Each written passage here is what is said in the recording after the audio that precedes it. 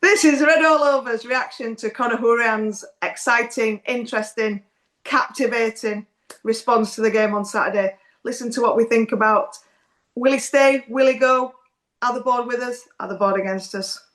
We'll find out. Let's get into it.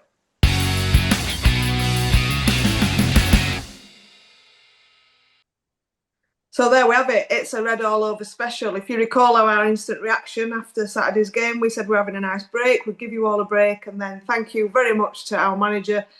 Straight after the game on Saturday, before we'd even got back to the car, it was all over the radio and all over social media about the interesting evaluation he made to that game. So, Dean, after the instant reaction, or during the instant reaction, we commented about whether we thought Conor was under pressure. It would appear that he was feeling some pressure from somewhere for him to then speak like he did after that game. So what was sort of your first impressions following what we'd just seen and what discussed? What was your first impressions after then hearing what he'd said? Well, I mean, I was amazed and astonished that he came out with the sort of statements he did. I mean, I was kind of trying to rationalise it a little bit in terms of, but only after I thought about it, in terms of, was this purely an emotional outburst on his part where he was expressing all of his frustrations with the club, with the team, with the setup, with the ambition, because I don't think he was simply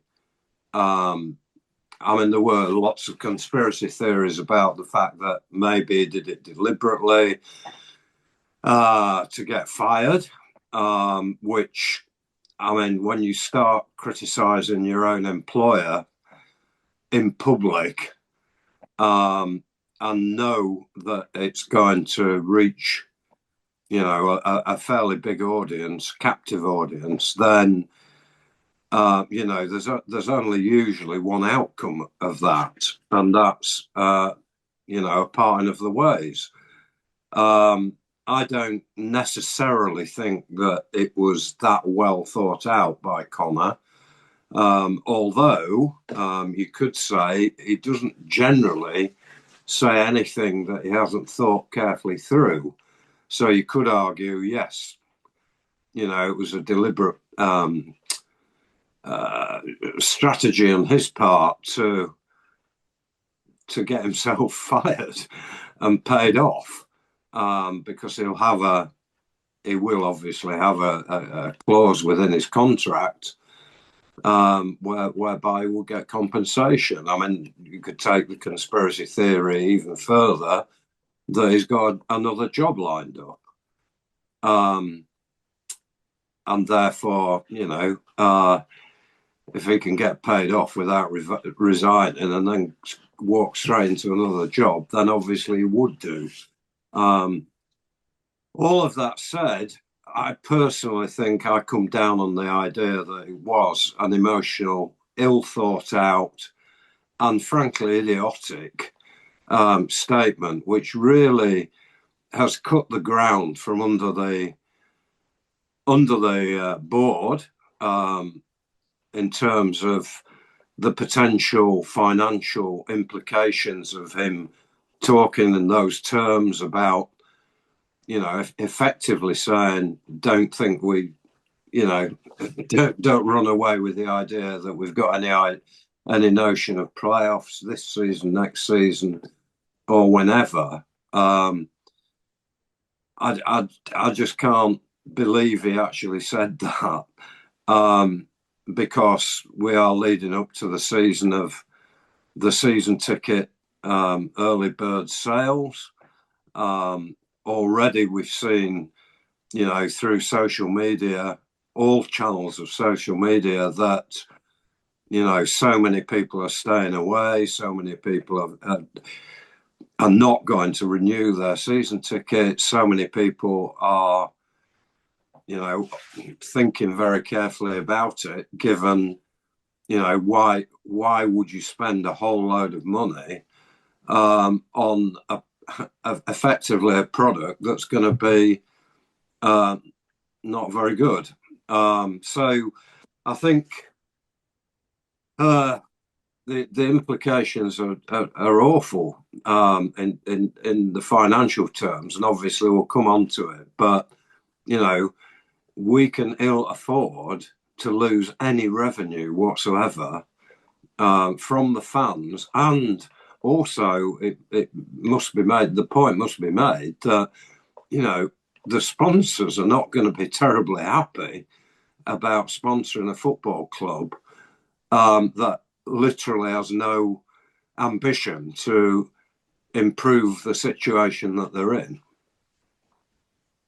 Yeah, Tom, if we'd have heard that from one of the senior players, so let's say Conor, Phillips, Roberts, for example, if we'd have heard the captain speak like that, or like I say, the vice captain or one of the senior pros, I think there would have been a much bigger backlash. And I think there's a lot of people still sitting on Conor's side based on he had to go at the owners. But how do you feel? I sort of found it quite disrespectful as a fan, him saying things, some of the things he said. I felt let down by him, to be honest. How did you take that? Initially, I took it quite badly. I was really quite, well, furious, to be honest with you. When I first heard it, um, I felt that he was disrespectful to fans, the players, and obviously those above him. Um, but sort of more that's come out. Julian posted something on a TikTok or Instagram, basically saying that the board had a meeting I've actually got, and everybody were there.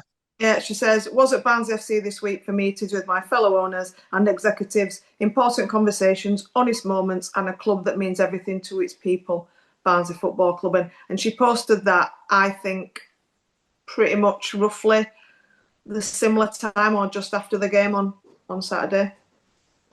Yeah, so with that, that suggests to me that they've had a meeting and probably Connor's been informed of what's been discussed. And it to me suggests that they're not going to fund the club in the same vein as they have been before. We all know that they're putting in sort of 6 million a year, give or take. Um, and obviously we'd all love to have that in his back pocket just to be able to spend on something. Um, but they're not from the town. It's not the first love. It's not.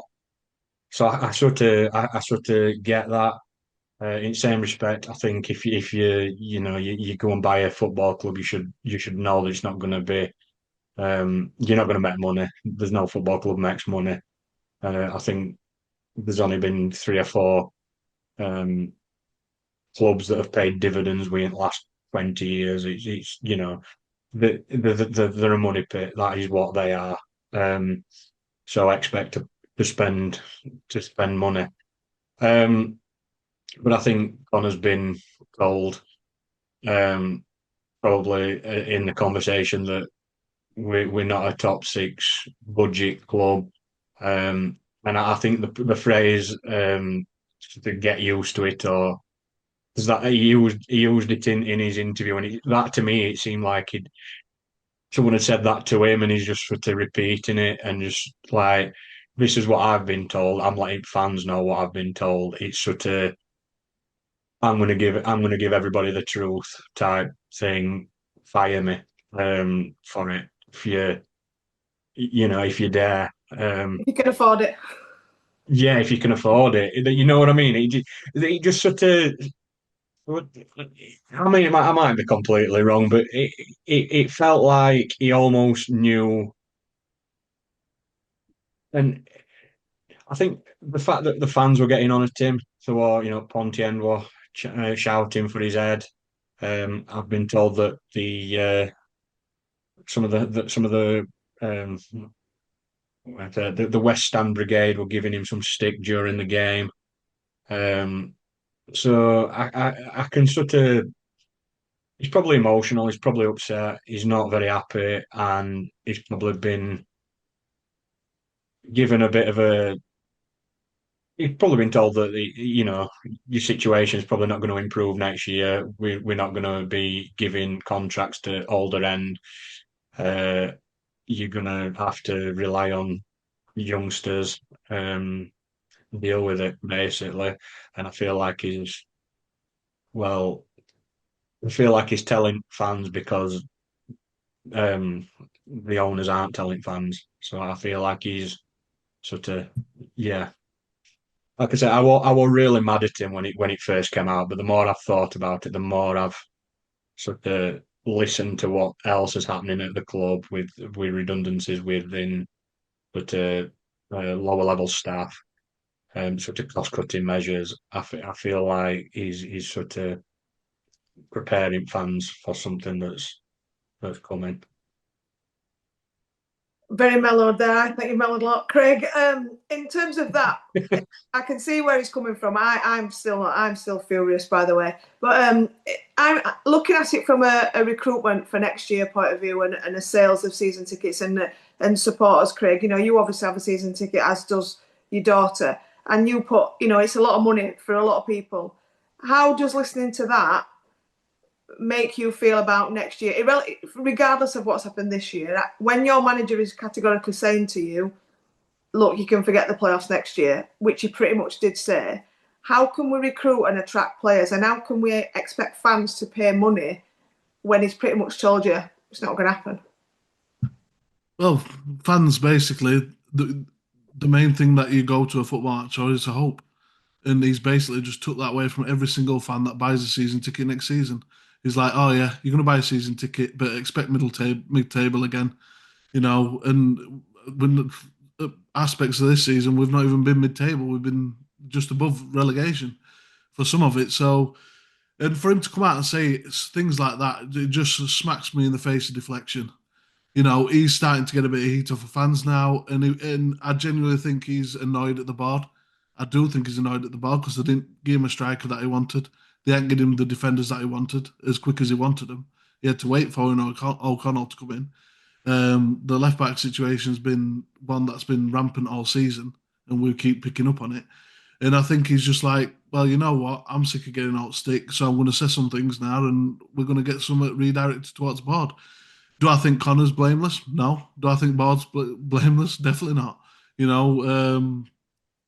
But Conor needs to look at himself. He's not the one. The Board are not the one that's putting square pegs in round holes all season, playing players out of position, making bad substitutions or very late substitutions. For me, he's just as culpable as they are. I think when it comes down to the finances of the club, you obviously got to the SCMP you've got to abide by, and that's the salary cost management protocol, where you can only spend 60% of what revenue you get on wages, and currently we're around 55 to 58%. So there's not much room in that left, because we've fetched so many young players in, and we're shipping them out on loan, and they're never actually playing for the club, a large majority of them. So that's where the board need to be more culpable. You need to, I think, I'll just interrupt you 2 seconds. Just to go back to your point, it's 60% of revenue, but any cash injections that the owners put in, 100% of that is counted towards revenue. So they can just throw money in and fund it. There's ways around it. There's ways you can put bonuses on contracts and incentives, and they don't count towards it. You can also do things like, I don't know, pay somebody a lump sum along with a contract as soon as they sign. They get a signing on bonus. That doesn't necessarily count towards it either. There's ways around it. But all I'm saying is they could technically fund it. Is all I'm saying. So you're basically saying if they got 100 million, they could just put it in club. Yeah, and that would technically count towards wages. I'm not saying it's right, but I'm obviously like, that's probably what Wrexham and Birmingham and I'm just sure that Wigan got done for doing something similar to that. I think there's something along the lines, but I'm not a financial expert. That's for you to talk to your mate Kieran about. But look, at the end of the day, they're not picking the right players. They've got to look at the roadmap that's been tried and tested over years and years and years. The only way to get out of this league is to buy players that are good enough to perform at this level. You look at what Lincoln are doing. You know, I hate this thing where you can only buy a young player to make profit to sell on. We bought Keeler Dunn at 26, 27, sold him 28, 29. I'm sure we made a profit. You know, it doesn't just have to be 18, 19 to make a profit on them. So I just think the board need to be a lot smarter in what they're doing. If they're not going to sell up, which I would like, if they've got no ambitions of improving or learning from past mistakes, and they don't want to fund the club like they have been, as Tom alluded to, which I don't know is true or not. But if they're not willing to put the investment in, then move aside and allow somebody that might want to. You know, that'd be my advice to them. You know, football is a money pit. If you come into this sport expecting to make money, you're going to be sadly disappointed years on years and years. No, nobody. This is just a hobby for most owners. Most owners supplement the losses that they make in football by other businesses that make a huge profit. You know, so you look at Glazers and things; they've got other things. You know that they don't, even though they are going to make a profit because the loan all had about Man U anyway. But yeah, that's off on a tangent. But looking at Conor, Conor's culpable for a lot of things this season, and I think he's getting a lot of heat, and he's just deflecting a lot of that on the owners as well. And there's only one loser, and that's the fans. That is the people that go every week, because you're basically being told now it don't matter what you do, what you buy, if you buy a season ticket next season, we're not going. We've got no ambition. We don't want to get promoted. You know, it was just a really poor interview, and the wording of it. I'd have been fine if it had just said this season it's not going to happen. If it had just said that, I'd have been fine. But it's and next season and get used to it sort of thing that really annoyed me, because that were like, well, currently I'm trying to like find ways to find excuses to buy a season ticket, and he's just basically said, don't bother, no point. You know, who are you to take the ambition away from fans? By the way, it has really annoyed me. You know, a lot of people that go to these games have got hard lives. You know, they've got family with problems, and this is their break away from that. And you're taking that hope away, and you think you're somehow like just saying to the fans, "Oh yeah, I'll take this burden off your shoulders." And it just stinks. It really does. And like I said, the owners have got to hold their own end of the blame up. But Conor, you can't come out and say things like that, because if you just can't do that. Yeah, I fully agree with the last point. Dean, if you're now Conor, this is how I see it. If he'd have come out and said, I've not been supported by the board, I've been let down, which we all know to some degree is correct, and I feel like I can't continue, and effectively I'm going to resign, because for him now I'm thinking he's saying, that's what he was more or less saying, I can't do anything else really. He's also saying I can't do anything else next year. Now, for a young manager who's clearly got aspirations, you would imagine, I mean, at the beginning of the season there was lots of talk about him going on to bigger and better things. Surely for him, as a manager with aspirations, why would he stay? Other than the fact he's getting paid, and that's what annoys me a little bit. I think I'd rather have him resigned. I'd had more respect for him, saying what he was going to say, and then saying, and now I'm going to resign, because actually... You're a Glasner. Yeah, by staying, what actually he's saying is, I'm going to take my money. Do you know, I'm going to keep taking my money, but actually, I can't do anything. There goes my camera, look. Oh, yeah. Yeah. It didn't stay still enough. No, sorry. Sorry, Andy, I tried to make it work, but it's not happening. Getting too animated. Yeah, exactly. Getting too aggressive.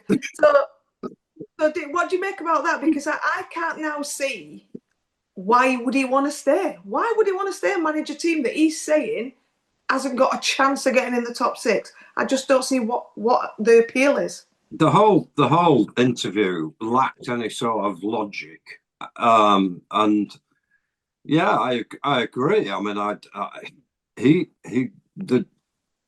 can't remember who said it now, but I think it was Tom, about disrespect.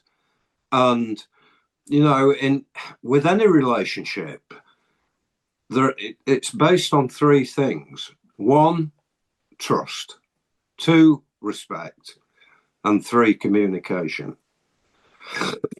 Now, excuse me, I've got a bad cough actually. Bless you. Yeah, I know.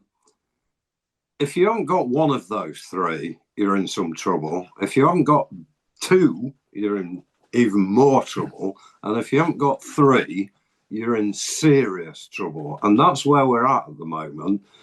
Both in terms of Conor and in terms of the way the board are managing this club, because the respect seems to have disappeared between the board, the club, the board and the fans, and between Conor and the fans, and it looks a bit like between Conor and the board. So we're in a mess, frankly, and we are at crossroads. I think, Craig's right.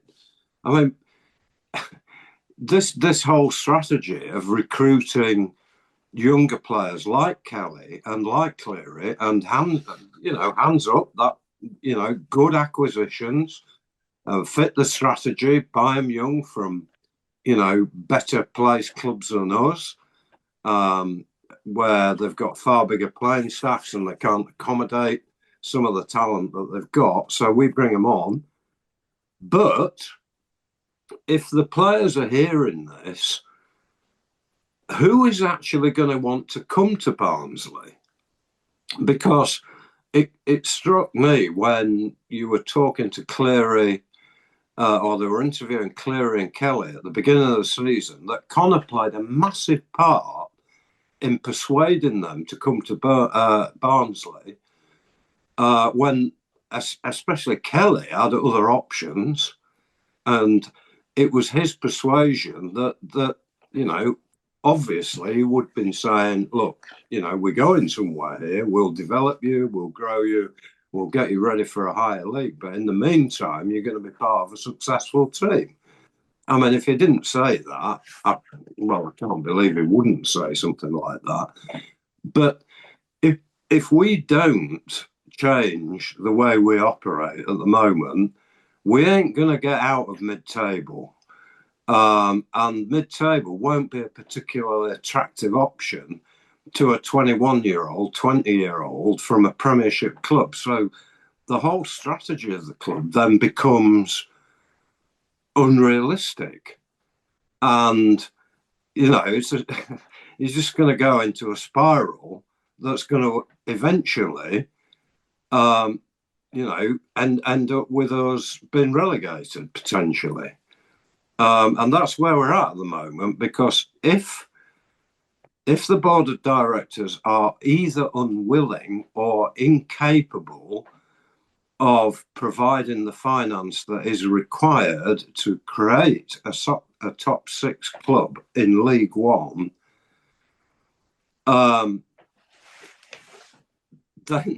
then I don't see in what direction we're going to go, other than stagnate to where we are and get worse. Yeah, I mean, it's all doom and gloom tonight, isn't it? More than normal. Not a lot of positives. I mean, there are not a lot of positives. Tom, we've got Joe on. Yeah, we need Joe on. Yeah, he'll make it a brighter place. We spoke about, or lots. There's been lots this week mentioned about clubs of a similar ilk to us and less who have done better. I know Lincoln have been mentioned, but we know that they've actually had quite a lot of investment. But there's other sides such as Stevenage, even teams like Wimbledon, who came up with very sort of little, and it just proves that all right, we've not got the financial backing that he wanted, but actually still as a manager, you can motivate a team, you can do things, and I still think when I look at our squad, we know it's light, but actually we have still some players there with real ability. And, certainly recently Conor hasn't been getting the best out of them. Did you expect there to be some sort of announcement after that? Were you expecting something from the board or a statement from the board or one of them to come and speak after what happened on Saturday? To be honest with you, I were expecting the picture of Oakwell corner flag, and basically we've terminated Connor's contract, or it's been done by mutual consent. Monday I were checking Twitter probably every half an hour, just checking, and I put on our group chat probably around 3 o'clock. Well, it looks like Conor survived. Um, Basically, yeah, I was expecting something from the board to either say like I don't know, just something. I mean, Radio silence. It's all the time from Oatwell. It just seems to be like bury your heads in sand and hopefully it'll go away. And it's just I don't know. We seem to be run by I want to say amateurs, but it like what typified me on Saturday. What scoreboard? It came up with Windows 96 or whatever it was. And I was half expecting somebody's dodgy website to be on top corner, and all stewards have to be called to cover kids' eyes up or something. Just little things like that that just make us look so tin pot, and then your manager comes out and gives an interview that basically I was going to say it upset 50% at fan base, but I would say it's probably more. I would say probably 90% of fan base is upset, and I am upset with it, and I sort of defended him a little bit earlier, and sort of because he's passing it on to board and probably where the shots should be really aimed at. But I do completely agree with Craig that there's opportunities there. There's not. You've got Phillips, you've got Cleary, we had DKD. We had Didsey. We've got players and had players in that team, and we should have been higher. I think I told you it was 22 points from winning positions we'd lost. If we got half of them, we'd be in playoffs. It's like there's been poor substitutions, poor game management, and poor sort of what not poor starts, to be honest with you. Like sometimes he picks a team, and I'm like I have no idea why he's picked that team. And I've gone back to it a few times with the Virtue Cup trophy, Johnston's Pain, whatever it was called. When he picked a really really strong side, and then FA Roberts Cup got with injured. Peterborough straight after or something.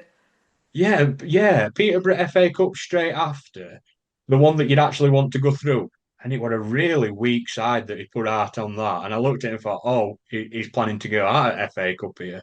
And then we snuck through and then ended up getting Liverpool, which was like a bit of a Brucey bonus, really. But yeah, some of decisions that have been made during games, before games, I look at it and just think, what are we actually wanting to achieve here? What is the plan?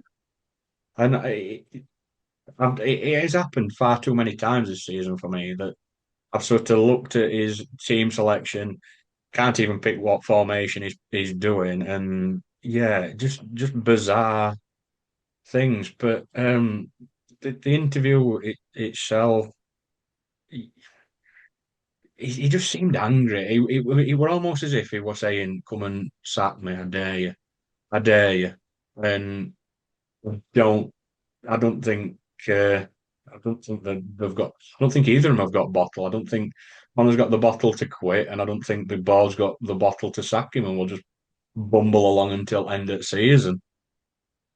Yeah, Craig, and that's a bit unusual when you look at the past 3 seasons, where sort of, well, the last 2 seasons, obviously Duff walked, but, we had Neil Collins who were in a better position, really, went into the playoffs. I know my camera again, I'm sorry. Just ignore me. Just listen and don't look. It's my best advice. Yeah, so we had Collins obviously getting the sack whilst in the playoffs, which was a bizarre thing to do. Although our football weren't great to watch, we were in the playoffs.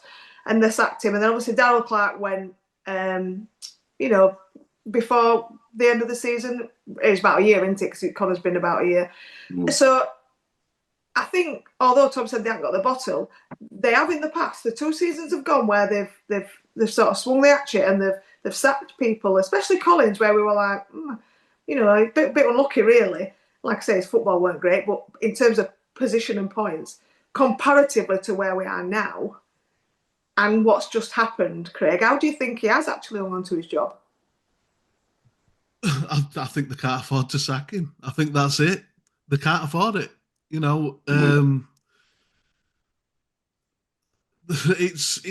bamboozles me because his win rate. I mean, his win percentage as a coach is the worst in the last 4 coaches. He's got a 35% win ratio, whereas Clark had a 42, Collins had a 47, and Duff had a 57. So he's got worse and worse and worse with every appointment they've done over the past 4 or 5 years, and he is being the worst. But we're going to say at one point, Poyer, I think, had a better win percentage than him. Well, he had 15%. I'm just saying at one point. Yeah, we didn't win anything last year, did we? Under him? Same end of last season. Yeah. So to me, like I said, I just think it's financial. I really do. I think they would sack him if they could. But look, I've been hearing Conor in various interviews this season. I don't think he cares about defending at all. All he cares about is attacking. And I'm sorry, but there's no team ever been promoted, ever won a title, ever done anything, and they don't care about defending. It's fine to not care about defending if you've got experienced defenders who can manage it on their own. You see some teams in this, like Pep Guardiola buys experienced centre backs. You think like Vincent Kompany as being the general back there, and I just don't get why he's abandoned it so. And also, what annoys me is I love Conor as a player. I think he's one of our best players. I think as a passer, as a possession-based player, he's right up there in this league. But he's being left to do defensive duties that he cannot do. He is not a defensive player. He is a tempo setter. He is a long ball passer. He's the type of guy you just say, he's like Pirlo West. He's not as good as Pirlo. Let's not blow it way out of there. But he's somebody who you say, roam around, be a pain in the bum to opposition, let them try and mark you out at game if they can. But Conor's saying, no, you've got to stay in front of that defence. You've got to be the screener. And he can't do that job. We needed to get a good defensive midfielder in. I think that would have made our defence 10 times better. But because we press so high, the amount of times that our defenders are left one-on-one with an attacker is unreal. I've been looking at some numbers today, and especially as fullbacks, being left one-on-one against a winger and a fullback, generally. Because as wingers don't tend to get back and help. Kelly, I'll give him his props. He does try and cover, and so does Bland. Yoga Nathan, less so. He's very much wants to be an attacking sort of player. And like I said, I don't blame him for that because that's where he's best, up the top end of the pitch. I just think that the main issue in this team is, number one, the manager neglecting defence, and number two, consistency. Consistency. Our players are so inconsistent. It's unreal. You're like Reyes Cleary will be great for about 2 games, then you'll not see him for about a month, and then he'll come back again. It's same with Kelly. Kelly's in and out, in and out. He always puts the effort in, but it's just, I think he just gets worn out sometimes. You look at like so Jack Shepherd looks great in some games. You think he'll be in Championship next season with some of his performances, and then other performances you're thinking, Jesus, what a donkey. He needs to be back down in League Two.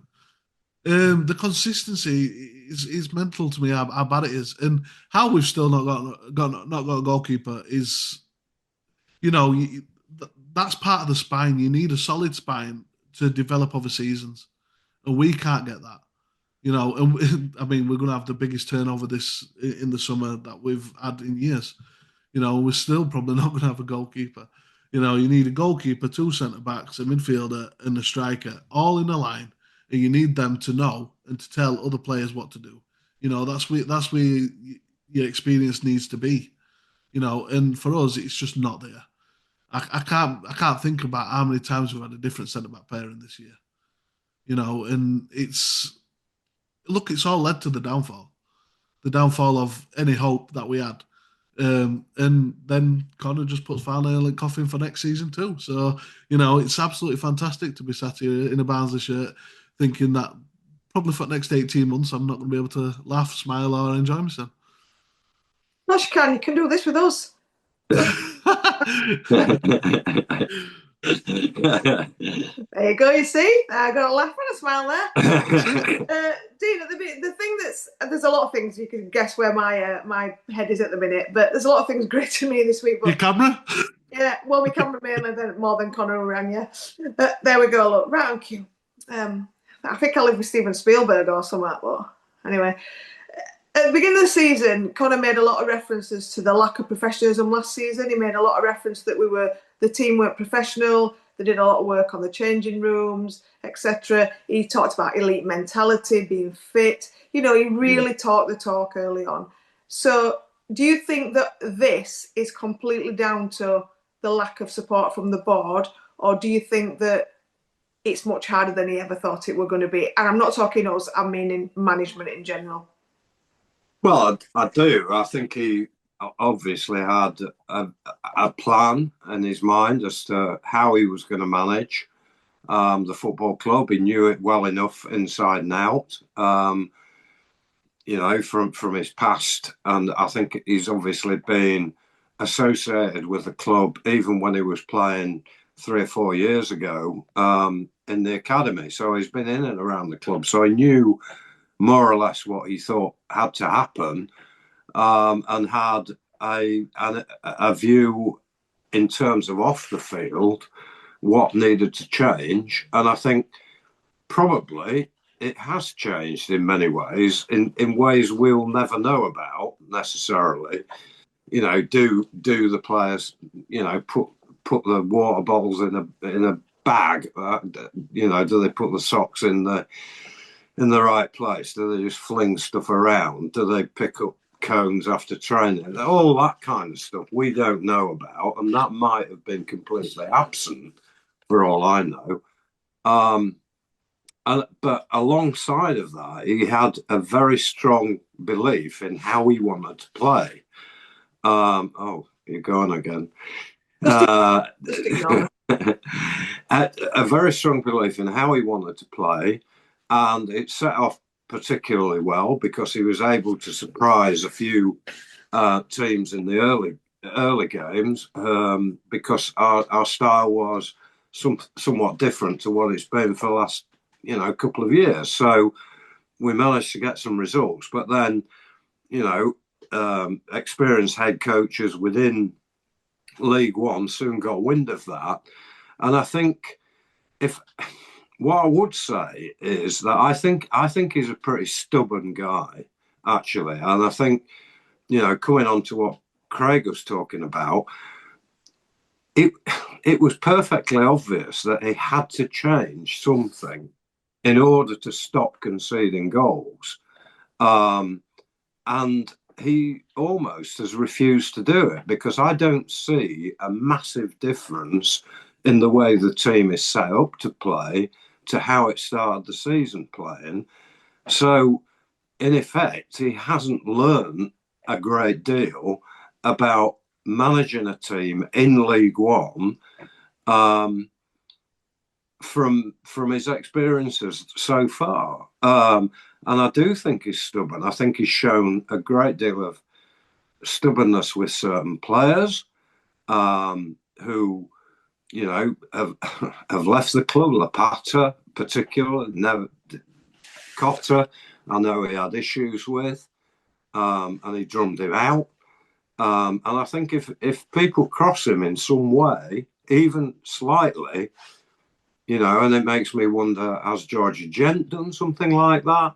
Or has he been upset by one or two people? Mark Roberts could be another, who just, don't ever get a look in again once he's been crossed. And I think that stubbornness has come across in the way he's set his teams up. He's refused to, basically try anything differently.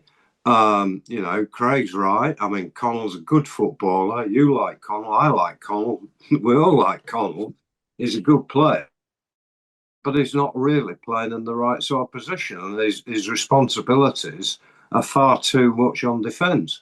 I mean, you know, you could have changed anything. I don't, you know, I'm not a manager, I'm not a coach, but there comes a point where if something's not working, you have to change it.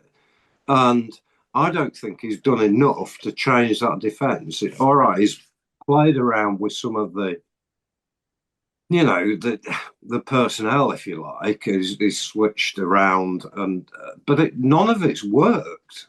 So it then comes down to team structure and how you set up. And I don't think he's set up well at all. And he's scratching his head at times about why we start so badly or why we don't turn up. Well, I can tell you that. I can tell you the answer to that. He says he's got to go away and think about it. I'll tell you that the players aren't happy with what's going on. And that's obvious in terms of, you know, what they've been asked to do, and having the motivation to do it isn't there. So, in my opinion, I don't think you need to look too much further than that. And players like Roberts, O'Connell, McGoldrick, Connell, Phillips, they're not kids. They know what it takes to win games and to be successful. And if they've been asked to do things that they don't believe is going to make them successful, then they won't show up to, you know, to the level that they need to do. Because, and that's my, you know, supposition, shall we say, about why we don't turn up. Because there must be some reason why one week we can and one week we can't. Yeah, I agree. Tom, linking on to something that Dean's just said there about, you know, they've now got a week off. Well, a week tomorrow we play again, Burton away, Good Friday. Most of them I've seen from Instagram are on holiday, it would seem. Lots are abroad, etc. How can he get that team back together now? They'll all have seen that, obviously, and now tell them and get some belief into them. Because for me now, irrelevant where we sit in the league, yes, we should be safe. We've obviously not going for top six, as we know. We were all deluded in even thinking that was a possibility, clearly. How does he now motivate the team just to play? Because there are fans that have already paid money to go to Burton, 30 quid tickets for Rotherham. The club are sticking out emails all over the place saying Luton this, Luton away today, and last game of the season, Northampton, etc. You know, expecting people to spend their money to go and watch the team away. How can he now galvanise this team to actually give us something for the last 9 games of the season? Short answer, I don't know. I don't know. Like, how can you say to him, if he don't believe it, then how can they believe it? There's no. If he don't believe that they can win games, which is what it basically sounded like, then how can he motivate him? I don't see how he can, to be fair. So yeah. Well, all you can do is appeal to personal pride. I just think, but as a player, you've got to sit in that changing room. You know, I fortunately played quite a bit of football at a decent level for a girl. Mm-hmm. And I've thought now, if my manager said to me, now, you haven't got a chance to get anything this season, oh, and by the way, next season, I'd be thinking, well, either I need to get out of here or you need to leave, because I'm not sure how this can continue. So there's no easy answer there, Tom. I would just... Craig, do you want to... Yeah. You got any views on that? He can't. It's pure and simple. He can't. His position's untenable. In my where I am now, like I say, if the owners have to scrimp and scrape to sack him, they've got to do it, because he's basically just give everybody a white flag and said, just raise it. We're done. We're done here. We can't do out. I can't do out. I'm your manager, and I'm telling you that no matter what we do, there's no hope for you. You know, it's it just completely baffled me because I'm sorry, but if you do not believe, how can you make these players believe?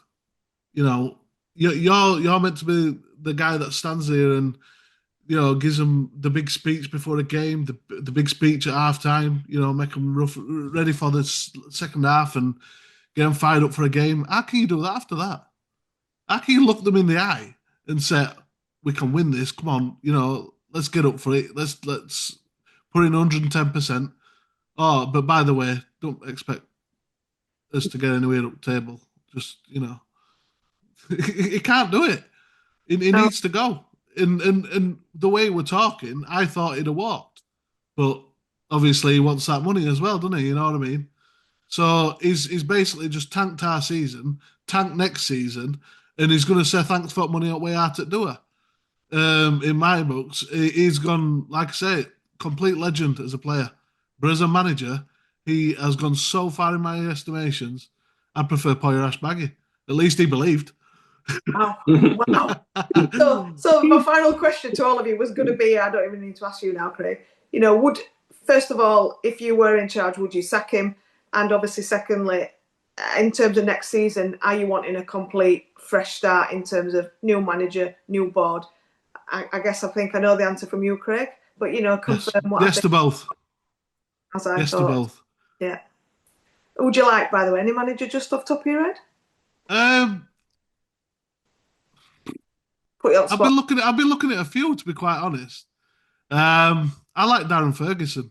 I think he but then again, he's good with young players. Fitzroy and Tony, players like that. So good attacking coach, but are we just going to have the same problems that we've got with Conor with him, where it doesn't really matter about defence? But I don't know.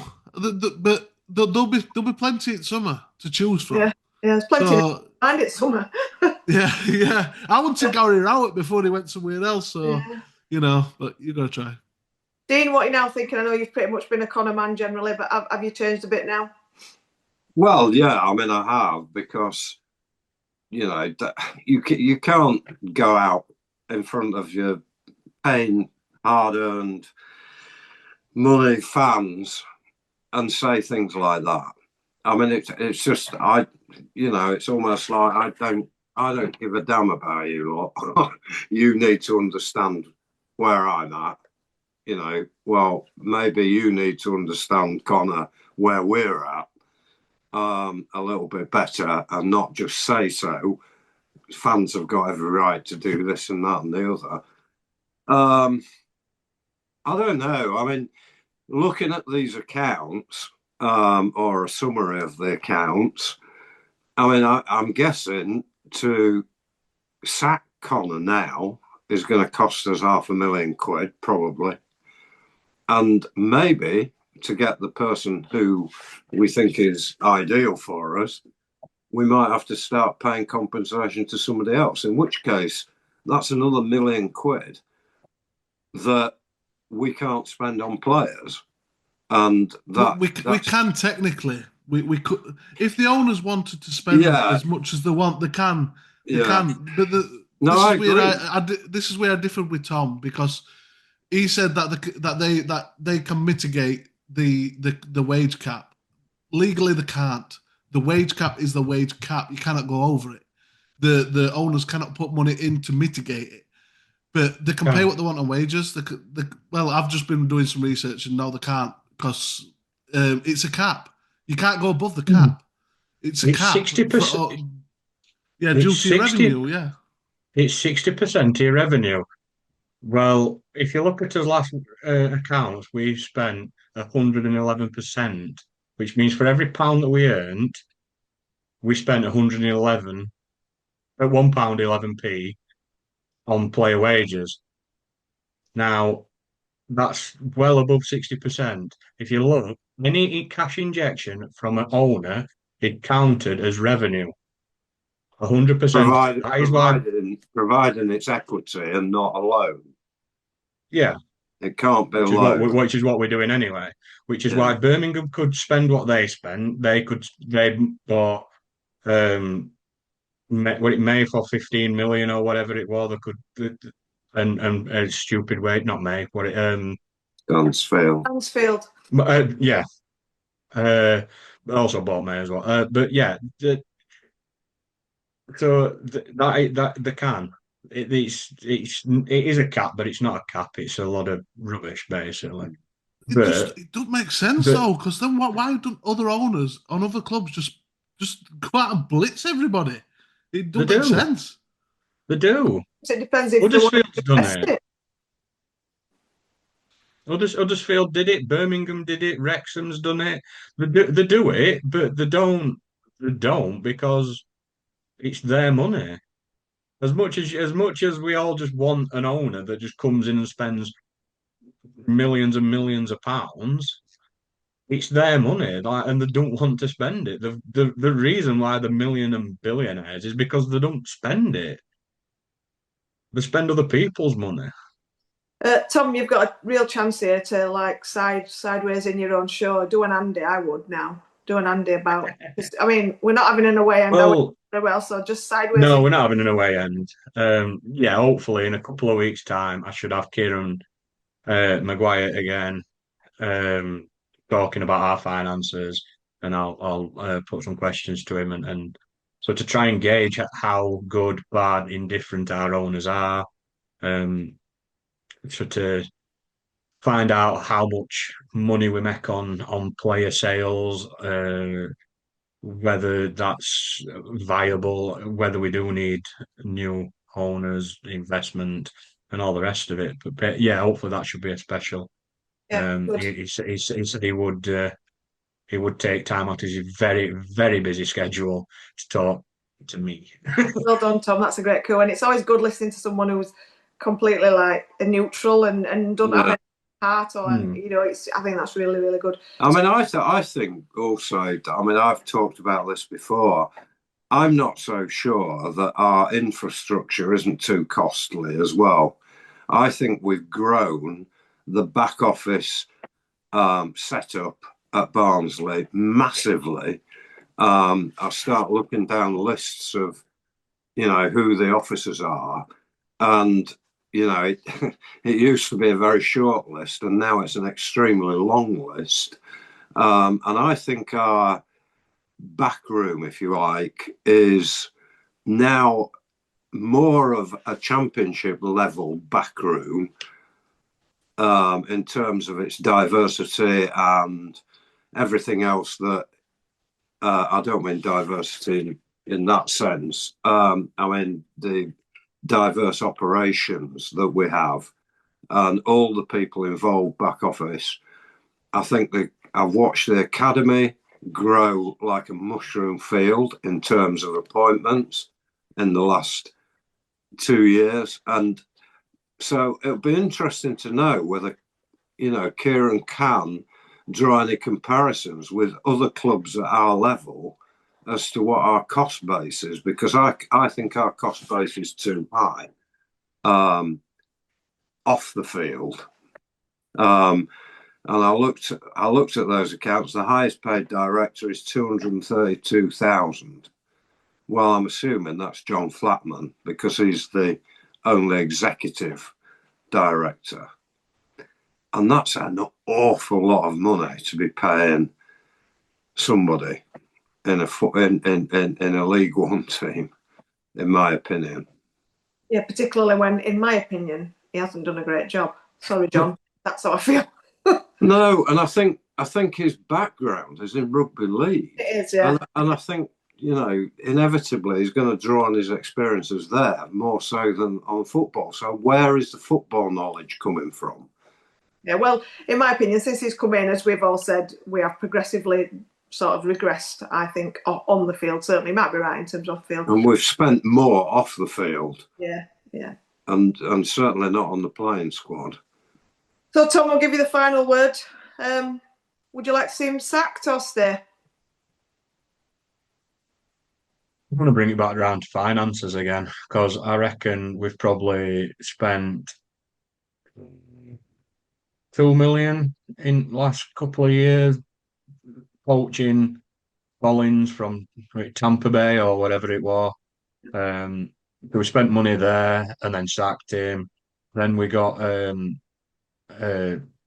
Clark, Although I think we saved money on tracksuits because they were both DC, weren't they? Darryl Clark and Collins. So I think we saved some money on tracksuits. But yeah, that we've got to have paid money. Wait, Cheltenham, I think we got him from. And so paid compensation again, then sacked him. Obviously didn't pay compensation for Conor, but if we sack him again, it's just more money that's being wasted. I'm assuming as well we spent money on Yeah, Aladdin, thank you. hiring and sacking him.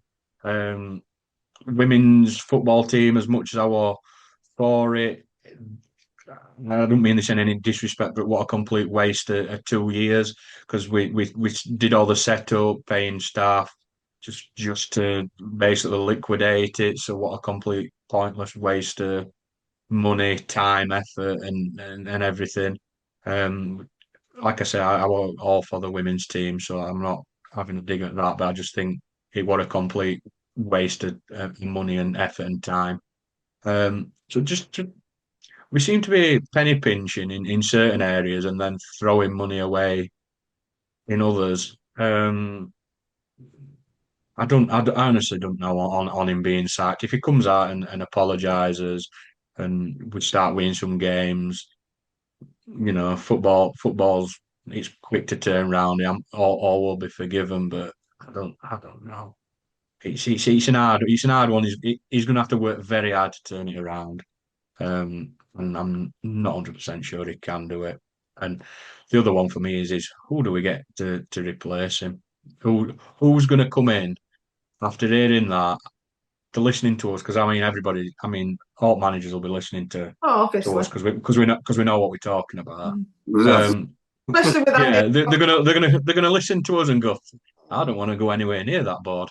I mean, with Andy and Um, Josh not being here, we've got the people that obviously know what they're talking about tonight. So Yes, exactly. so yeah, it's like you were saying, it's hard to attract players, but as managers as well, who do we attract? If I remember correctly, I think Darryl Clark was something like our fifth choice, and we offered it to everybody else, and they just laughed at us, or. So, and obviously we've regressed since then. So who realistically would come in? I Who, think every you know what I manager mean? with the salt will back the sense they're better than a previous manager, though. So I think there's obviously managers out there Yeah. that will take the job, but like I say, it's All right, okay, but we're not going to get the good managers because we're not willing to offer the wages, and that's I the mean, problem. yeah, that's Mm. it's a massive problem. So, Mm. like I said, Clark, I think, were our fifth choice.